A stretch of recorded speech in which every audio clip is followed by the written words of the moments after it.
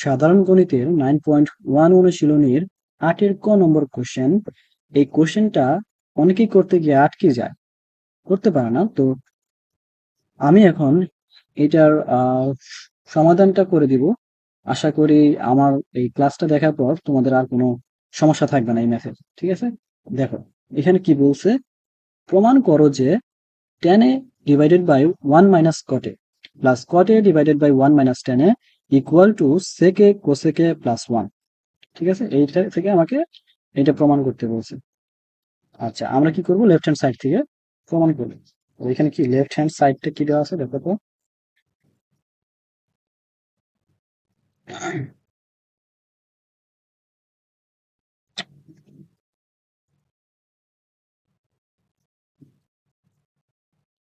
Sorry,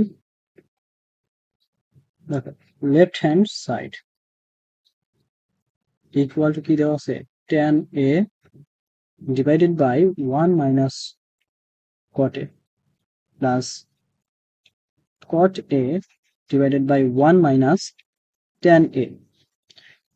এখন দেখো, প্রমাণ আমাকে ডান পক্ষে যেহেতু সেকে এবং কোসেকে বের করতে হবে, এই জন্য আমরা কি করব, tan a এবং cot a কে সাইন বাই কস দিয়ে ভাঙাই নিব। কারণ সাইনের সাথে কোসেকের সম্পর্ক, কসের সাথে সেকের সম্পর্ক আছে, কিন্তু tan a এবং cot a থেকে সরাসরি সেক কোসেকে যাওয়া যাবে না। ঠিক আছে, যদি স্কয়ার থাকতো তাহলে যাইতে পারতাম। তাহলে আমরা এখন কি করব, tan এবং cot কে সাইন কস দিয়ে ভাঙাবো।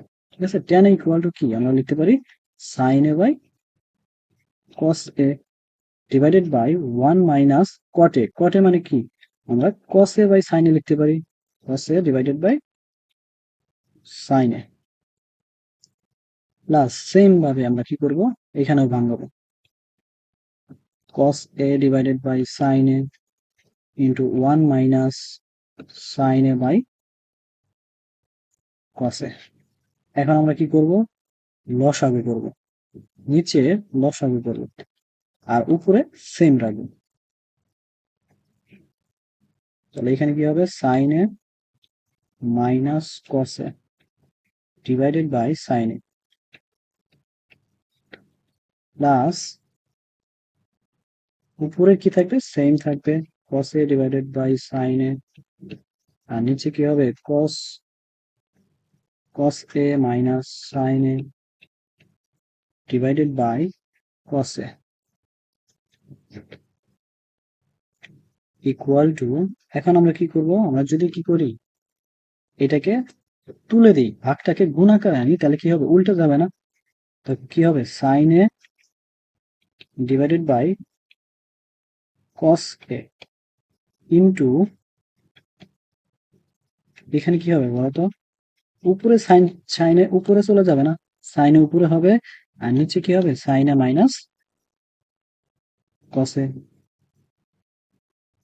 আচ্ছা, প্লাস এখন এখানে কি হবে, cos a divided by sin a into same, আবার কি হবে, নিচের cos a টা উপরে চলে যাবে, cos a divided by cos a minus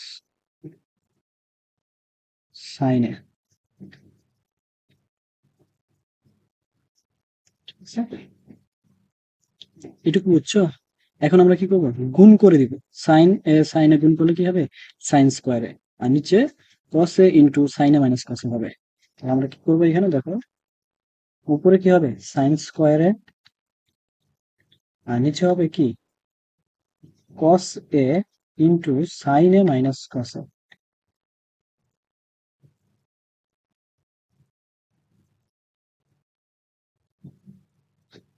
plus, দেখো এরপর কি এই এখানে কি হবে, cos a into cos a cos স্কোয়ারে divided by sine A into cos a minus sine A. তাহলে উপরে কি হবে, cos স্কোয়ার a হবে, cos স্কোয়ার a, আর নিচে কি হবে, sine A into cos a minus sine A.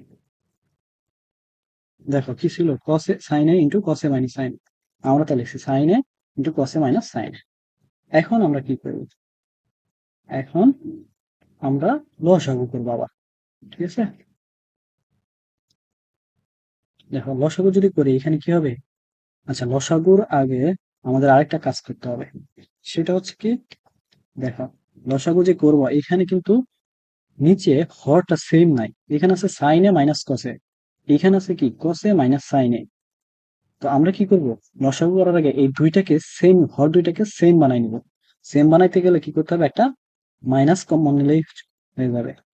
Sign square A divided by cos A into sine A minus cos এ।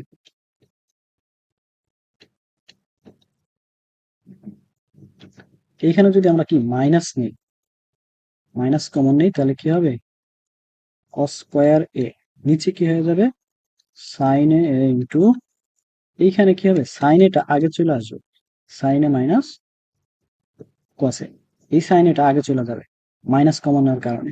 ঠিক আছে, এখন আমরা কি করব, লসাগু করব। তাহলে আমরা কি করতে পারি, sign A into cos A into sine A minus cos A, sine A minus cos এ। আর উপরে কি হবে, দেখো কস A into sine A minus cos এ আছে এখানে, তাহলে কস A into sine A minus cos এ, এটা বাদ দিলে তাকে থাকে কি sign A, sine A into sign square এ, তাহলে কি হবে সাইন কিউব এ। সেম ভাবে এখানে কি হবে, কস কিউব এ। ঠিক আছে, এখন এইখানে দেখো আবার কি আরেকটা ফর্মুলা পড়ছে না, A cube minus B Q এর ফর্মুলা পড়ছে না, সাইন কিউব এ মাইনাস কস কিউব এ। এটাকে যদি আমরা এ চিন্তা করি, এটাকে যদি বি চিন্তা করি, তাহলে কি হবে, A cube minus B cube A. A cube minus B cube A, এটার আমরা কি সূত্রটা আমরা জানি না, A cube minus B cube equal to A minus B into A square plus A B plus B square. এই ফর্মুলাটা আমরা জানি না, সবাই জানি, আশা করি আমরা সবাই জানি। তো এই ফর্মুলাটা আমরা এখানে ইউজ করব। ঠিক আছে, দেখো তাহলে এ মাইনাস বি, তাহলে এখানে কি হবে, sine A minus cos A, sine A minus cos A into A square plus A plus B square.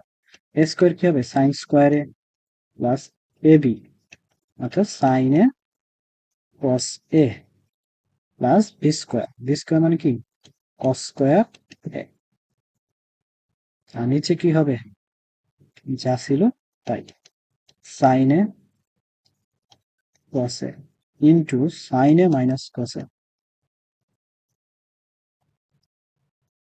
ঠিক আছে, এখন দেখো এই যে সাইন এ মাইনাস কসে, কসে এইটা, একটু দাঁড়াও,